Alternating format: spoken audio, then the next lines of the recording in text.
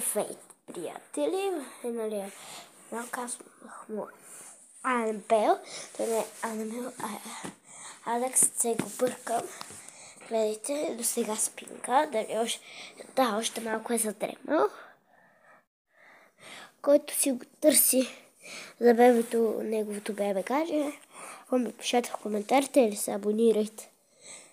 Да започваме да обръщаме камерата. Така, хоп, тук. Сега трябва да го влечем, защото има на доктор, защото напоследък много кашля. Направо се ската от кашля. Да започваме. Хайде. Оба! Ще го изпъпам, бе. Ще го изпъпам.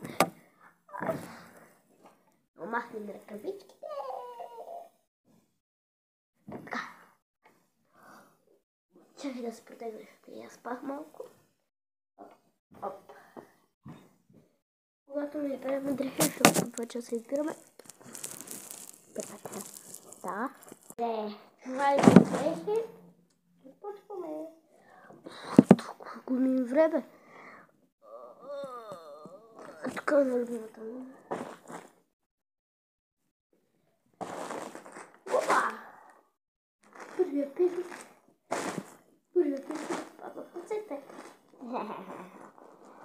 Мисля да разпане доктор.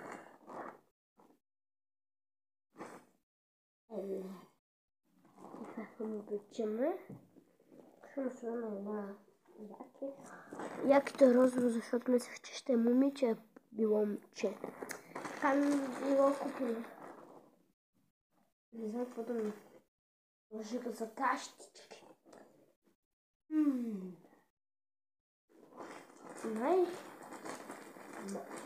Чакайте. Хора, имам идея. Сега ще ви го кажа.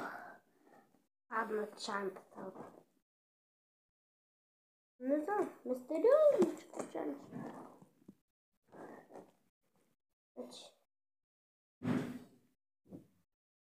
Ликавник. Чорап.